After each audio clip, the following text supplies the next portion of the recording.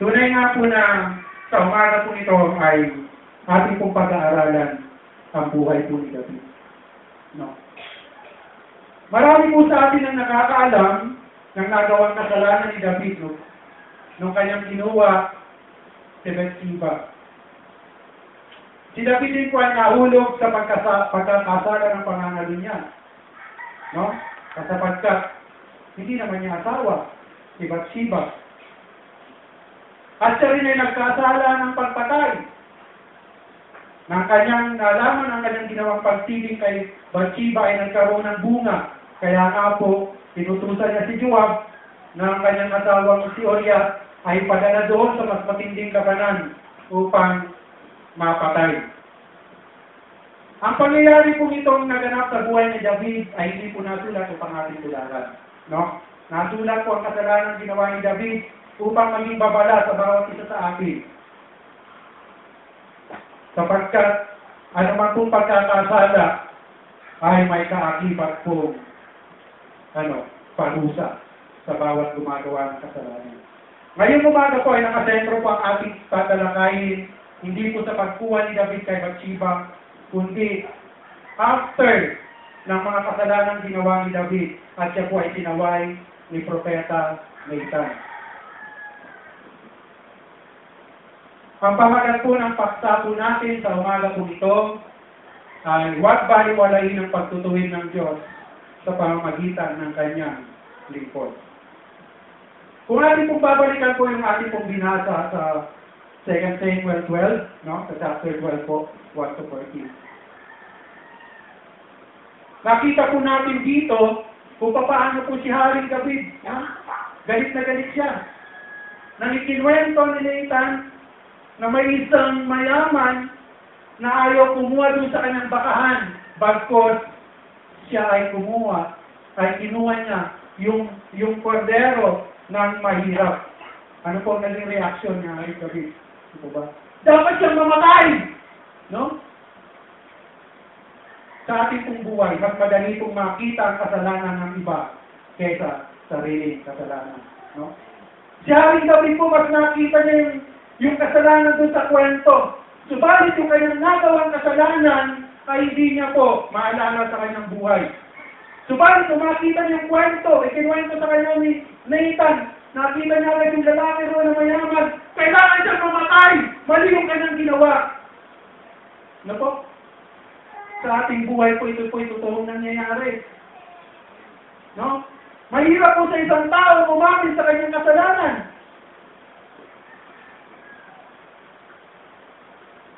Mas madali nating makita ang kasalanan ng iba kaysa aminin ang ating mga sariling kasalanan. No po? Ito po ay natural sa tao. Lagi naghahanap ng maituturo. Diba? Pag nagagawa ng kasalanan, ang inahanap niyan ay maituro. Bakit ito nangyayari? Bakit po ba nangyayari ito sa isang tao na kapag nagagawa ng kasalanan, ay hinahanapan niya ng pangangatwiran upang mapangatwiranan lamang ang kanyang mga nagawang kasalanan? Una-una po, upang bigyang katwiran na ang nagawang kasalanan ay masigit na maliit kaysa kasalanan ng iba. Ito po ay danger na po. Sa harapan po ng ating Panginoon, ang kasalanan ay kasalanan. Kung ikaw ay nagnakaw ng piso at yung mga bank robber ay nagnakaw ng milyon-milyon sa harapan ng Panginoon, pareho pong kasalanan yun. No? Hindi po tinitimbang ng Diyos kung maliit o malaking kasalanan. Ang pagkakasala sa harapan ng Diyos ay kasalanan. Subalit tayo po mga tao sa pinangangatwiranan natin, ikinukumpara natin ang ating buhay, siya nga mas malaking kasalanan sa akin. Di po ba? Pinangangatwiranan natin ang ating kasalanan. Nakikita natin, galit na galit tayo kapag gumagawa ng kasalanan ng ating kapwa, subalit tayo sa ating mga sarili. Hindi natin napapagalitan, bagkus pag tayo nakakasala, hahanap tayo ng maituturo upang mapagtakpan ng ating mga pagkakasala. No? Naalala ko tuloy yung example ni Pastor Ulo. Ang mga tao, mga estudyante, sabi niya, ikinukumpare yung kanyang grade doon sa mababa. 75 ka lang.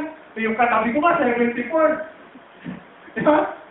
Lagi natin pinanakatwiranan, subalit sa atin na nakakilala sa ating Panginoon, ang standard po natin yung mataas. No?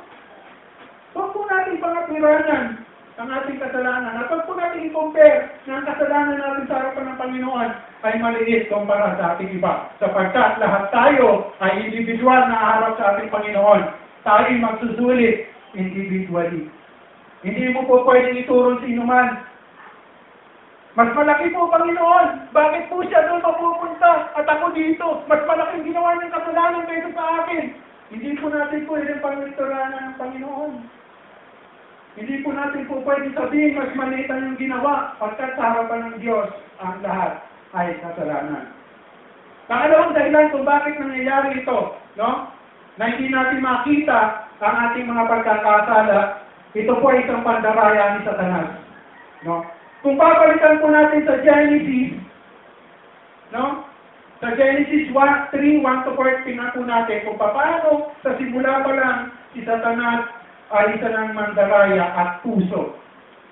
Upang ang ating mga kasalanan ay bigyan niya ng katwiran. No? Narito po sa Genesis 1-4, Genesis 3:1-4. Ang ahas nga ay higit na puso kaysa alinman sa mga mahilap na hayop sa parang na nilikha ng Panginoong Diyos. Sinabi niya sa babae, sinabi ba ng Diyos na huwag ninyong kakainin ang mula sa alinmang punong kahoy sa halamanan? At sinabi ng babae sa ahas, makakain namin ang bunga ng punong kahoy sa halamanan. Subalit, sinabi ng Diyos, huwag ninyong kakainin ang bunga ng punong kahoy na nasa gitna ng halamanan.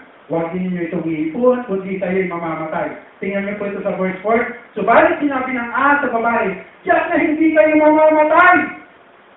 Di po ba? Ito po'y pandaraya ni Satanas. Nangawadigo ka lang, simple lang yan. Babagsa ka pag di ka nangawadigo.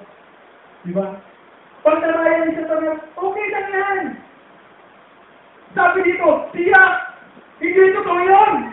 Hindi kayo mamamatay. Pinasisinungalingan ni Satanas ang katotohanan patungkol sa paggawa natin ng kasalanan. No? Dinadaya tayo ni Satanas kaya di natin makita na natin mga ginagawa ay kasalanan na pala sa harapan ng ating Panginoon. Ang sinusunod natin ay kung ano sinasabi ni Satanas sa atin. Hindi po yun ang dapat. Ito po isang pandaraya. At sa simula pa, wala na pong katotohanan kahit si Satanas. No? Kasalanan na, bibigyan pa ng katwiran. Tayo po'y nakakilala na sa ating Panginoon. At hindi po dapat ito makapangyari sa ating buhay. No? Pangatlo pong dahilan kung bakit hindi po natin makita ang ating mga kasalanan sa ating buhay. Ginagawang pamantayan ng mundo sa halip na salita ng Diyos. Mahirap po ito. No? Na maraming mga tao, lalo-lalo ng mga kabataan ngayon, ang ginagawa nila pamantayan ng mundo. Ay bakit ang mga artista papalit-palit ng asawa? Ay bakit yung mga politiko, ang dami ibinabahay? Pamantayan ng mundo. Subalit tayo nakakilala sa ating Panginoon, ang pamantayan natin ay ang salita ng ating Panginoon at hindi ang mundong ito. Sapagkat ang mundong ito ay punong-puno na kasalanan. Hindi po ba? Puso na pala mga bading at mga kabaklaan at mga katampuyan ngayon. Si Vice ganda na, sikat na sikat. Yun ang tinitingnan natin pamantayan. Kahit mga Kristiyano, pinapalakpakan natin sila. Ang iba nakikipagrelasyon din sa mga tomboy, sa mga bakla.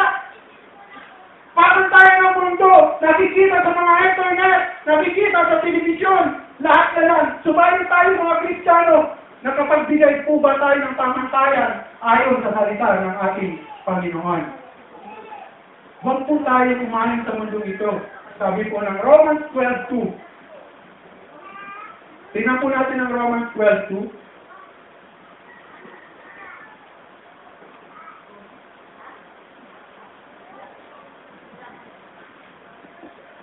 Sabi po dito sa Romans 12:2, huwag ninyong tularan ng sanlibutan ito, kundi magbago kayo sa pamamagitan ng pagbabago ng inyong pag-iisip upang mapatunayan ninyo kung alin ang mabuti, kasiyasiya at lobos na kalooban ng Panginoon. Ito po ay sinasabi sa atin ng ating Panginoon. Huwag natin tularan ang sanlibutan ito. Bakos magbago daw tayo ng isip upang mapatunayan natin kung alin ang mabuti, kasiya-siya, at lubos na kalooban ng ating Panginoon. No? Nagbubulag-bulag o nabubulag tayo sa mundong ito. Akala natin yung mga nakikita natin sa mundo ay okay lang. Okay lang. Uso lang ng short. Diba? Yung mga artista, hanggang dito na short. Tayo din, mga Kristiyano, tayo sa simbahan, tayo saan pumunta, short din. Dahil parang tayo nating mundo. Uso. Ang tanong ko sa umagang ito, kailan kayo nagpauso ng uso pang Kristiyano? Ang pagbabahagi ng salita ng ating Panginoon ay palaging uso. Kailan po ba natin ibinahagi ang salita ng Panginoon na uso? Ito po yung magsiligtas ng buhay. Subalit tayo po mga Kristiyano na lagi tayo nakatingin. Usong gupit. Usong damit. Lahat ng pauso ng mundo, inaayunan natin. Subalit ang pauso ng Diyos, hindi po natin ginagawa. Sa halip na tayo po ang makahawa sa mga tao nasa labas, sa altusay, tayo ba mga Kristiyano na nahahatag ng ating mga kaibigan, sa halip na tayo maging ilaw at asin sa kanilang harapan, tayo pa ang kanilang nahahatag. Sino pa po magpapahayag ng salita ng ating Panginoon kung tayo mismo mga Kristiyano ay nahahatak ng mundo? Wala na. Magbago na po tayo ng kaisipan. Sapagkat ang isip ng Kristiyano at ang isip ng mundo dapat laging magkasalungat. Hindi po maayon ng Kristiyano sa mundo. Tayo po ang ginagamit ng Panginoon upang abutin sila. Hindi yung sila ang abutin tayo at tayo agawin sa kamay ng Diyos. Tayo po, kailan po natin sila agawin sa kamay ni Satanas. Marami po mga Kristiyano mainit sa panimula. Subalit, nawawala rin bandang huli. Colossians 3:2, ganun din po ang sinasabi.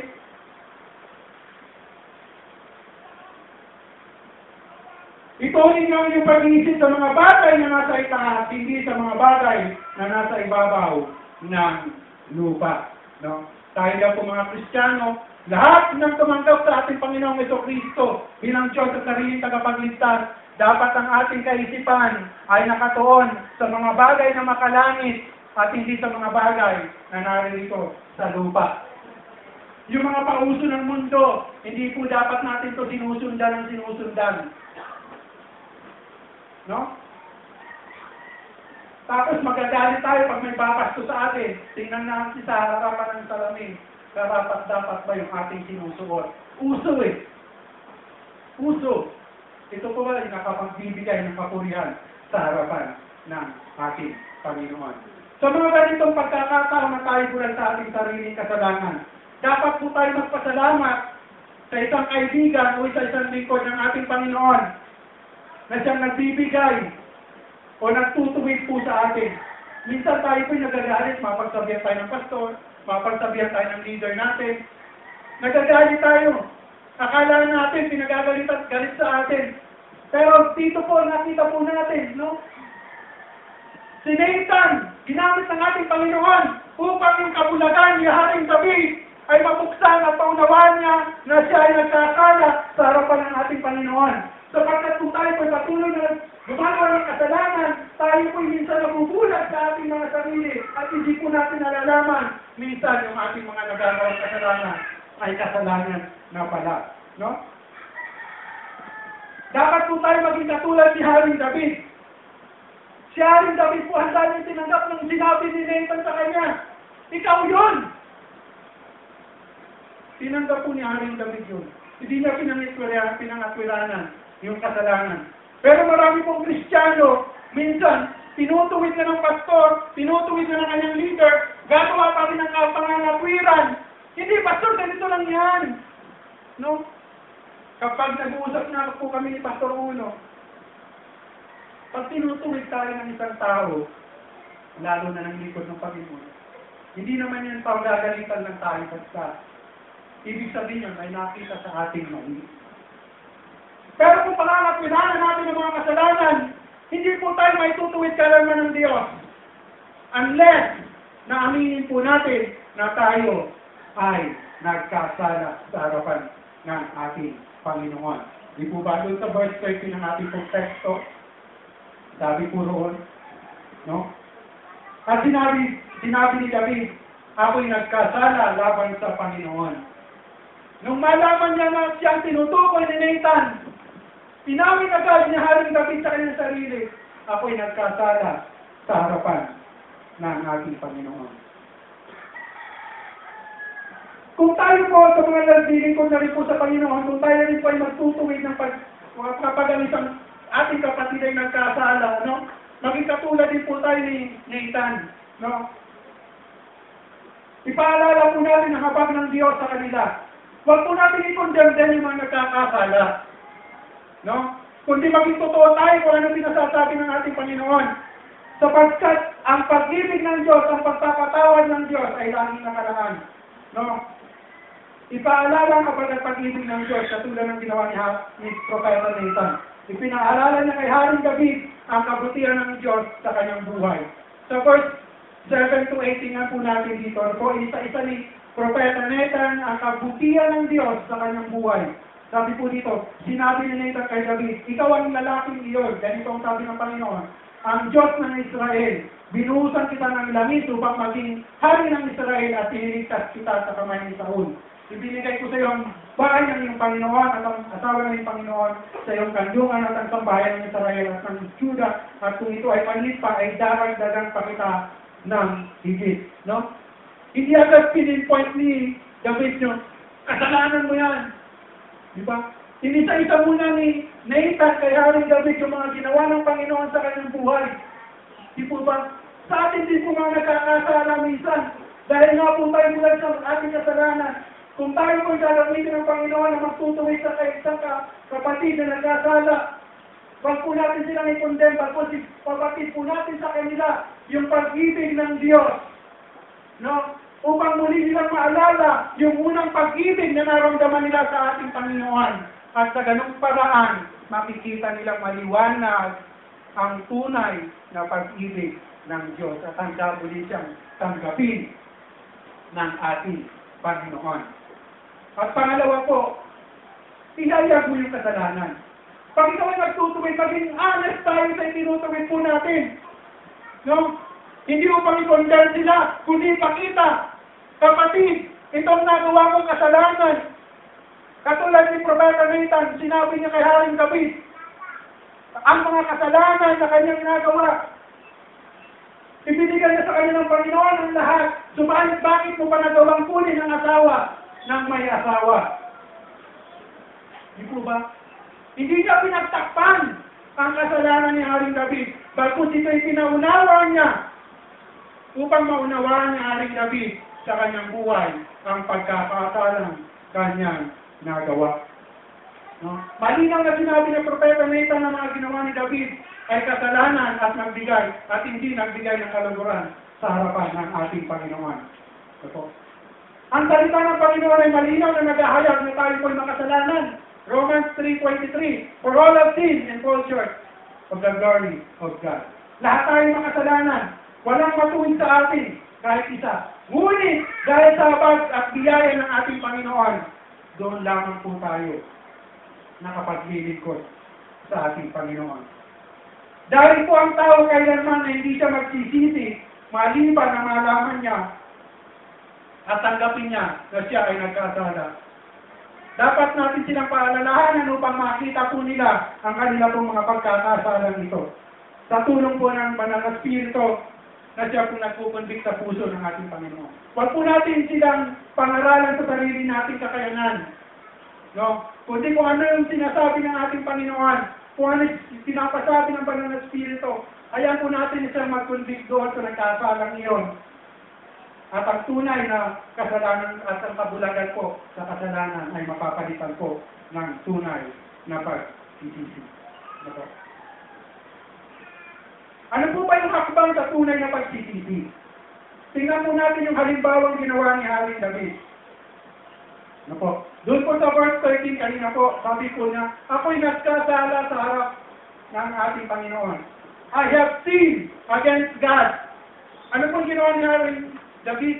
Ginawa niya pong personal ang pag-amin sa kanyang pagkakasala. No? Wala po siyang itinurong iba. Kundi nung malaman niya ang kanyang pagkakasala, ang pag-amin niya, I have sinned against God. Personal na pagtanggap sa pagkakasala, ito po'y mahalaga sa harapan ng ating Panginoon. Na kung ating kung aaminin ang ating kasalanan, no, tayo po'y patatawarin ng Diyos. Hindi niya sinisi ang iba. Hindi niya sinisi si Bathsheba. Kasi naman si Bathsheba naliligo. Ang purpose ko lang naman magpahinga sa tuktok ng palasyo.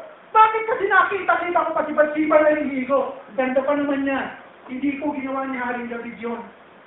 Hindi niya tinurong si Bathsheba. Pagkos sinabi niya sa kanyang sarili, I have sinned against God.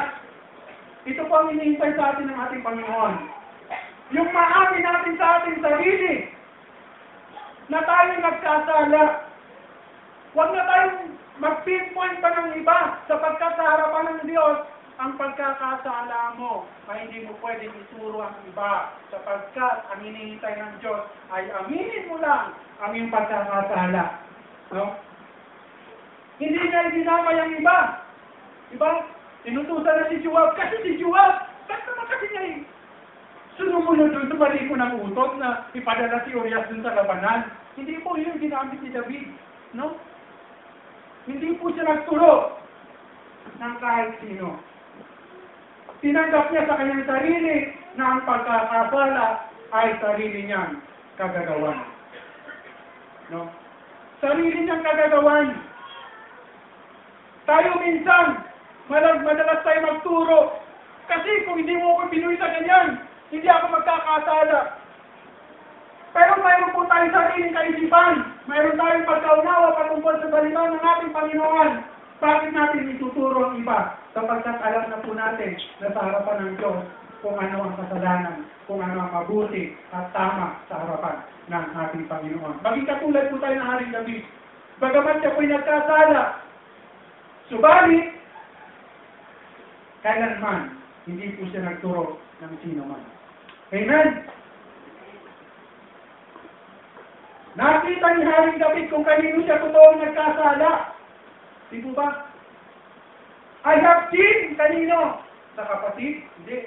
I have sinned. Kay Bathsheba ba? Kay Urias ba? Hindi po. Nakita ni Haring David kung kanino siya totoong nagkasala. I have sinned against God. No? Sapagkat lahat ng kanyang ginawang mga pagkakasala ay hindi po siya sa tao nagkasala.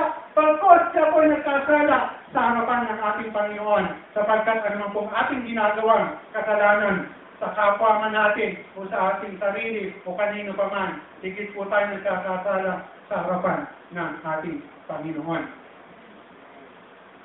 Totoong siya ay nagkasala kay Bathsheba. Totoong siya ay nagkasala kay Urias. No? Subalit, higit niyang nakita na ang lahat ng kanyang mga ginawang pagkakasala ay nagawa niya sa harapan ng ating Panginoon.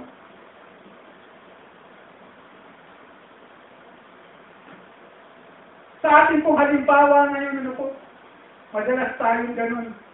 Hindi natin talaga mahamit sa ating sarili. Buti pa si Haring David, no? Nung makita niyo siya nagkasala, kilala niya kung kanino siya nagkasala. Alam niya kung kanino siya humihingi ng tawad. Ang masakit po kasi sa atin, no? Pag tayo nagkakasala, ang tendency ng tao nagkakasala, lumayo sa Panginoon. Marami na po kong kilala na kapag nagkasala, lumalayo sa Panginoon. Ngunit sa Haring David hindi po, naamin niya, siya ay nagkasala, lumapit siya lalo sa Panginoon. Bakit? Sino magpapatawad sa kanya kung siya lalayo sa ating Panginoon? Wala kang magpapatawad sa kanya. Sapagkat siya isang likod ng ating Panginoon. Sa ating madalas, lumalayo tayo. Sino magpapatawad sa atin kung tayo lalayo sa ating Panginoon? May iba pa ba magpapatawad sa inyo? O sa atin kapag tayo nagkakasala? Wala po. Ang nais lamang po ng Diyos, aminin natin na tayo nagkasala sa Kanya. I have sinned against God. Hindi natin makikita tayo, kung tayo po'y nagpapatuloy sa pagkakasala, hindi po natin nakikita yung mga kasalanan. No? Pag patuloy tayong gumagawa ng kasalanan, lalo natin nararamdaman na parang malayo ang Diyos. Subalit hindi po malayo ang Diyos. Yung kasalanan kasi ang siyang naglalayo sa atin, sa ating Panginoon. Subalit ang Diyos laging nandiyan. No? Subalit kung tayo po, habang tayo ay naglilingkod sa ating Panginoon, every Sunday, and then pag hindi Sunday, nandun tayo sa mundo, nakikipaglaro tayo sa mundo, hindi natin namamalayan, nadala na po tayo ng mundo. Ayun, ang unti-unti naglalayo sa atin sa presensya ng ating Panginoon. Sapagkat ang paggawa ng kasalanan, ang tunay po naglalayo sa ating Diyos.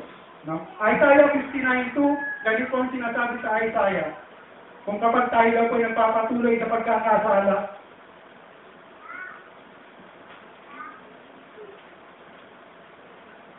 ngunit pinaghiwalay ng inyong mga kasamaan kayo at ang inyong Diyos, at ang inyong mga kasalanan ay siyang nagpupukli ng kanyang mukha sa inyo, ano pat siya ay hindi nakikinig. Ano po? Tandaan po natin, ang Diyos ay banal at ayaw niya ng kasalanan. Kaya po kung tayo po ay patuloy na mamumuhay sa kasalanan, no?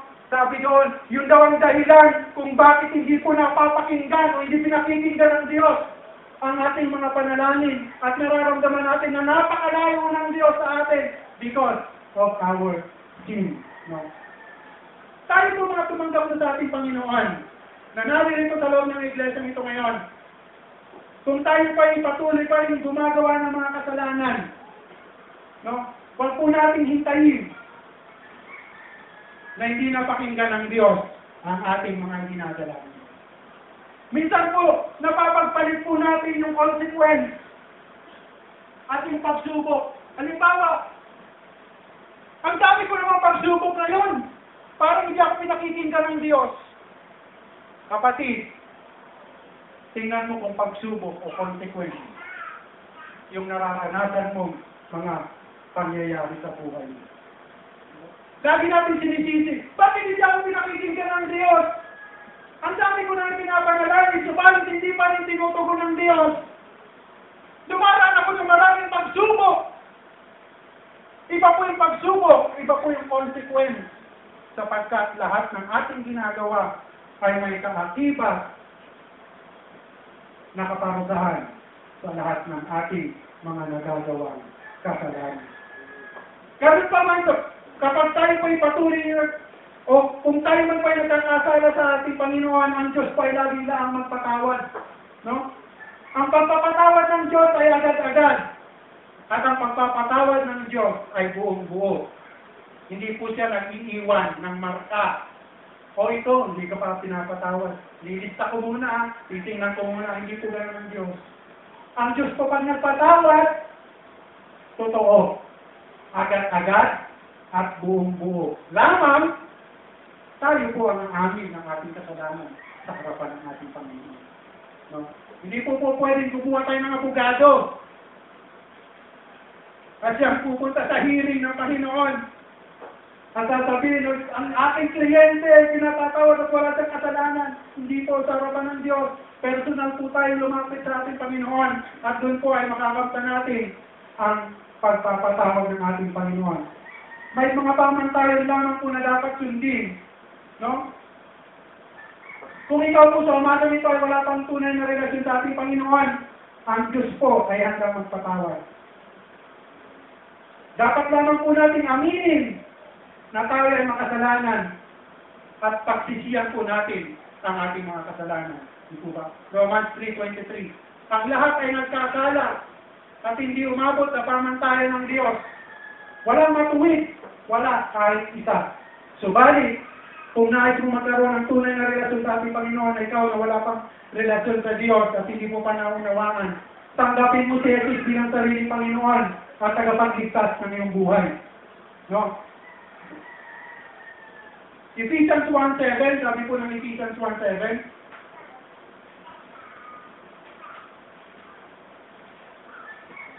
Sabi po dito sa 7, sa Kanya ay mayroon tayong katubusan sa pagmamagitan ng Kanyang dugo, sa kapatawaran ng ating mga kasalanan ayon sa mga kayamanan ng Kanyang biyaya. Tayo po ay may kapatawaran sa pamamagitan ng dugo ng ating Panginoong Jesucristo. Kung wala daw itong pagbubo ng dugo, ay wala itong kapatawaran. Ayun pang sinasabi ng Ephesians 1:7. John 14:6. Ano po ba ang sinasabi ng John 14:6? Tingnan po natin ang sinasabi po ng Biblia. Sabi po dito, sa mga wala pa pong relasyon sa ating Panginoon, sinabi sa kanya ni Jesus, ako ang daan at ang katotohanan at ang buhay. Sino man ay hindi makararating sa Ama, kundi sa pamamagitan ko. Si Kristo lamang po. No? Aminin mo na kayo makasalanan. Pangalawa, tanggapin mo si Kristo bilang iyong tagapagligtas sa Panginoon. Ito po ang kapatawaran ng kasalanan at tayo po ay magkakaroon ng buhay na walang hanggan sa ating Panginoon. Sapagkat sa silong ng langit ay walang ibang pangalan na binigay ng Panginoon, kundi ang pangalan lamang ng ating Panginoong Jesucristo. Nasukat ikaliligtas ng mga tao. Acts 4:12. Ito ba? Walang ibang pangalan na binigay ang Diyos sa ikaliligtas ng tao, maliban sa pangalan ng ating Panginoon. Yun po ang pamantayan ng Diyos. Aminin mo sa iyong sarili na ikay makasalanan. Aminin mo na hindi mo kaya niligtas ang iyong sarili. At tanggapin mo ang Panginoong Jesucristo bilang Diyos at sariling tagapagligtas. Ito lamang po ang daan ng kaligtasan. Ito. At sa mga nananampalataya na nanarito sa loob ng iglesia, na kung tayo ay nakakagawa ng kasalanan, ganun din po ang pamantayan ng Diyos. Aminin ang pagkakasala, humingi ng pagpapatawad sa Diyos, at huwag nang mamuhay muli sa kasalanan. 1 John 1:9. If you confess your sin, He is faithful and just to forgive us and cleanse us from all unrighteousness. Di po ba? Kami hinihintay lamang ng Diyos paghingi ng tawad. He is faithful and just to cleanse us, to forgive us. Walang makapaglilinis sa ating iba, maliban ng Diyos. Lagi tayo humingi ng tawad sa ating Panginoon. No? Walang ibang magpapatawad sa ating kundi ang ating Diyos. Lamang kailangan po ang pag-angin. Mahirap po kasi sa tao ang pag-angin. No? Huli na, pangangapirahan pa. Sabi nga po doon sa rated K, bakit marami kang asawa, di ka nahuli na, paano mo na yan? Sabi ng lalaki doon, huwag ka lang magpapahuli. No? Lagi natin pinanganapirahan.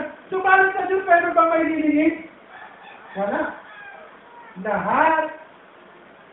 Katulad ng inawit natin, sa iyo ay hindi lingin. Diba? Nakikita lahat ng ating Panginoon.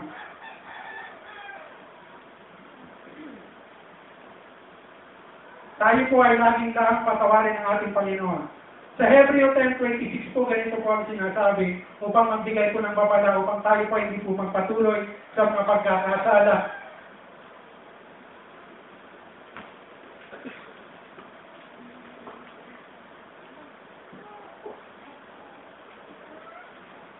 Ten 10:26 ng Hebreo, sabi po dito, sapagkat kung sinasadya natin magkasala, matapos natin tanggapin ang lubos na pagkakilala sa katotohanan, ay wala nang natitira pang alay para sa kasalanan, kundi isang kakilakilabot na paghihintay sa paglukom at isang naglalagablab na apoy na tutupo sa mga kaawat. Ang sumuway sa kautusan ni Moses ay patutuon ng 2 o 3 saksi ay walang awang namamatay. Gaano pa kayang higpit na parusa sa akala ninyo ang nararapat sa kanila na yumurak sa anak ng Diyos at tumapastangan sa dugo ng tipan ng nagpapabanal sa kanila at tumarikusta sa Espiritu ng hiyaya. Sabi po dito, kung tayo po ay patuloy natin sinasadya ng ating kasalanan, o kung tayo po ay patuloy na namumuhay sa ating kasalanan, wala na pong halin na mayayain pa sa pagkakasala, sapagkat si Kristo ang panghuling hain, nakatanggap-tanggap sa Diyos. Subalit kung after natin ni-receive ang ating Panginoong Jesucristo, niyuraan lamang natin ang ating ni-receive na pagliligtas ng Diyos, at after na malaman natin na tayo ligtas na, ay nagpatuloy tayo sa pagkakasala, ang sabi po dito ng Biblia, no? Wala nang hain. Sapagkat kung sinasadya natin magkasala matapos natin tanggapin ang lubos ang pagkakilala sa katotohanan, ay wala nang natitira pang alay para sa kasalanan. Wala na. Si Kristo lang ang alay, nakatanggap-tanggap sa Diyos. Ilalayo pa tayo sa ating Panginoong Jesus. Wala na. Kung abutan tayo ng kamatayan, ano? Ang sabi po dito, higit pa ang kanilang pong daranasin sa paghuhukom. Isang naglalagablab na apoy na tutupok sa mga kaaway. Ano po? Ganun din po ang sinasabi sa Hebrews 6:6. Sabi po dito, at pagkatapos ay tumalikod ay muling panumbalikin sa pagsisisi, yaman sa kanilang sarili ay muling nilang ipinapako sa krus ang anak ng Diyos at itinataas sa kahihiyan. Ano po? Kapag daw po tayo ay patuloy na nagkakasala, ay patuloy natin ipinapako si Kristo sa krus at ipinimilay sa kahihiyan. Tapos na po! Naipako na si Kristo. Tinubos na tayo sa ating pagkakasala. Subalit patuloy pa rin po tayo nagkakasala. Ang sabi ng Biblia, kapag tayo patuloy na nagkakasala, patuloy natin ibinibilang sa kahihiyan si Kristo. Tandaan po ninyo ito, si Kristo'y walang kasalanan. Si Kristo'y namatay sa krus. Hindi dahil sa siya'y makasalanan, dahil sa atin. Tayo po dapat ang napako roon. Tayo dapat ang nabilang sa kahihiyan. Subalit tinako ng Diyos dahil sa pag-ibig. Bakit patuloy natin ibinibilang sa kahihiyan ng ating Panginoon? Kapag tayo gumagawa, every Sunday Christian tayo, paglabas natin ng iglesia, iba tayo. Ang ginagawa natin pamantayan ng mundo sa mga kabataan ng mga salita, salitang kanto, salitang mga kabalingan. Ano ba ibibigay po natin? Na halimbawa sa mga tao, walang pagkakilala sa ating Panginoon, kung pareho lang tayo para sa kanila. At every Sunday, magiging iba tayo sa kanila. At paglabas na naman natin, pareho na naman tayo sa mundo. Wala pong pinagkaiba. Ano po? Isipin po natin yun. Ibinibilag natin muli ang ating Panginoon na wala namang kasalanan. Subalit habang tayo gumagawa ng pagkakasala, dapat isipin po natin na ating Panginoong Jesus ay namatay sa krus, hindi dahil siya'y makasalanan, kundi dahil sa pag-ibig niya sa atin, na dapat tayo sana nagbata ng hirap na yon sa krus. Subalit mas ninais ng Diyos na siya po, o ang ating Panginoong Jesus, ang magbata ng lahat ng iyon. Ibalik pa tayo patuloy sa pagkakasala. Baguhin na po natin ang kaisipan po natin. Ano po? Tayo po narito sa loob ng iglesia. Tayo po'y tinawag ng Diyos upang maging asin at ilaw ng sanlibutan. Kung paano po pa yung paglabas natin ng iglesia, wala tayong pinagkaiba. Yung lalabas sa ating mga bibig, ganun din. Kung ang ating mga kapitbahay na walang pagkakilala sa ating Panginoon ay mga chismosa, ganun din tayo, walang pinagkaiba. Paano natin mapapakilala ng ating Diyos ay nagbabago ng buhay? Kung sa ating buhay ay hindi po napakita ang tunay na pagbabago ng Diyos sa ating buhay.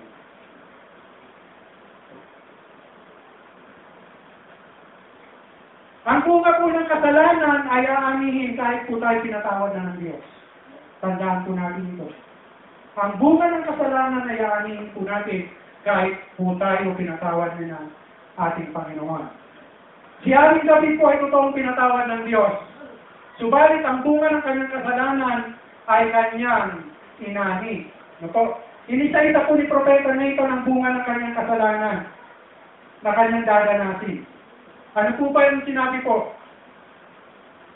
Na mga aanihin ni David dahil sa kanyang mga kasalanan. No. Mapalad po si David sapagkat pinatawad siya ng Diyos. Sapagkat sabi po doon, hindi ka na mamamatay. Ang kasalanan mo ay inalis na. Sapagkat si David po mismo humusga sa kanyang sarili. Dapat siyang mamatay. Ikaw ang lalaking iyon. Ngunit dito po sa dulo, sabi po dito, ang iyong kasalanan ay inalis na ng Panginoon. Hindi ka na mamamatay. Ngunit, dahil sa paglakastanan mo sa Diyos, ang lahat ng iyong ginawa ay may katumbas na pag-aani. Ako. Unang pag-aani ni Haring David sa kanyang mga pagkakasala. Namatay ang anak niya kay Bathsheba. Sa 2 Samuel 11:15 to 19, makikita po natin dito. Namatay ang kanyang anak. Inani niya na bagamat siya pinatawad ng Diyos, subalit yung bunga ng kasalanan ay inaani niya. No? Pangalawang pag-aani na ng kanyang kasalanan, ang kanyang anak na babae na si Tamar ay ginahasa ng kanyang half-brother na si Amnon. No? Sa 2 Samuel 13:10 to 14, di po ba? Ginahasa ng kanyang half-brother si Tamar.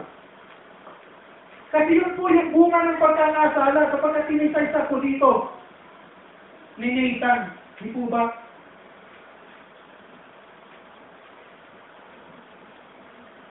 Sabi po dito, kaya ngayon na hindi iwalay kailanman ang tabak sa iyong sambahayan, sapagkat hinahamak mo ako at kinuha mo ang asawa ni Urias na Heteo upang maging iyong asawa. Hindi ihiwalay kailanman ang tabak sa iyong sambahayan.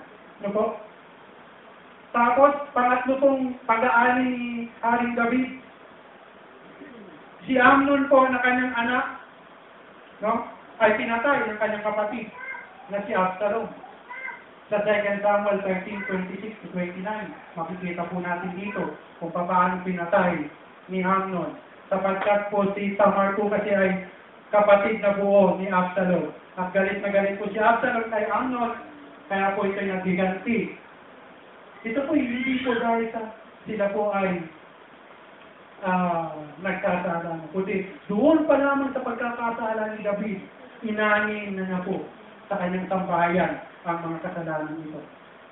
Si Absalom po ay nagrebelde laban kay Haring David. Si Absalom po ay anak ni Haring David. Subalit siya po ay nagrebelde. According to 2 Samuel chapter 15, chapter 16 to 17, makikita po natin dito na nagbuo ng sariling kaharian si Absalom. At gusto niyang mapabagsak ang kanyang amang si Haring David. Ang pagkakasala po, tandaan po natin ito, kung si Haring David na malapit sa puso ng ating Panginoon, ay inanin lang lahat ng mga pagkakasala na kanyang nagawa.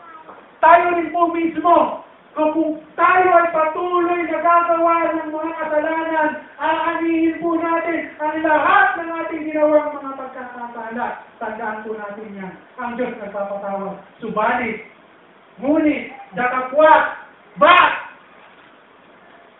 ang pag-aani sa lahat ng ating mga nagawang kasalanan ay hindi po pinalalagpas ng ating Panginoon. Pero kung patuloy tayong gagawa ng mga kasalanan, lagi tayong ating buhay ay mawawala ng saysay. Lagi na lang tayong talunan. No? Dahil din po sa ating mga ginagawang kasalanan. Gusto niyo po ba tayong laging talunan? Gusto po ba natin lagi tayong naroon sa kahirapan? Ang pangako ng Diyos ay buhay na masagana. Bakit lagi na lang akong ganito? Tingnan po natin yung ating buhay. After po ba natin tinanggap ang ating Panginoon, ay namuhay tayo nang nanaayon sa kanyang salita. O tayo po, after we receive Jesus Christ as our personal Savior and Lord, yung buhay natin, patuloy pa rin. Every Sunday, Christian lang tayo. Paglabas natin, may tatlo tayong boyfriend, mayroon tayong kinakasamang hindi natin nagawa. No? Aanihin po natin yun. Yung buhay ni David, sa simula, napakaganda ng tinatakbo ng kanyang buhay. isang pagkakasala, nagulo ang kanyang sambahayan. No? Oo, pinatawad siya ng Diyos. Oo, ang pag-ibig ng Diyos sa kanya hindi nawala. Subalit, yung bunga ng kasalanan ay kanyang inahin. Mula noon na magkasala siya, naroon na ang kaguluhan sa kanyang sambahayan. Ito po ay paalala sa atin ng ating Panginoon. Ito. Isang paalala sa atin sa umaga nito, na kung tayo po ay patuloy na magkakasala, kung tayo patuloy na umuhay sa kasalanan, no? Kung tayo ay patuloy natin ginagawang pamantayan ng mundo, at hindi natin ginagawang pamantayan ng salita ng ating Panginoon, tandaan po natin, ang pag-aani ng ating mga nagawang kasalanan ay darating sa ating buhay. Huwag po natin paliwalain ang kasalanan. Huwag po natin ituro ang Diyos na siyang tunay na nagmahal sa atin, na kung tayo dumadaan na sa kahirapan, sasabihin natin, napakalupit ng Diyos, kapatid, tingnan mo muna, sinasabi mong sarili mo, ano bang ginawa mo after you receive Jesus Christ? Ikaw ba'y naging mabuting anak niya, naging mabuti ka lang tagasunod ng Diyos, o baka wendang-wendang ka, nung nandun ka na, sa kawendangan ng buhay. Saka mo nang alalang ang Diyos at sasabihin mo pa, napakalupit ng Diyos sa atin. Eh, nung ginawa mo yung kasalanan, hindi ka natakot sa Diyos. Tapos, nung nandun ka na sa kahirapan, saka mo sisisihin ng Diyos. Sabi po ng Proverbs, diba? Ang tao gumagawa ng masama pag napahamak, kaninong sisi? Kay Yahweh ang sisi. No? Ganun ang tao. Lagi may tuturo. Subalit minsan, kung madalas, tingnan natin ang ating buhay. Talangin natin, share natin, tayo lang po nakakalam ng ating buhay at ng ating Panginoon. No?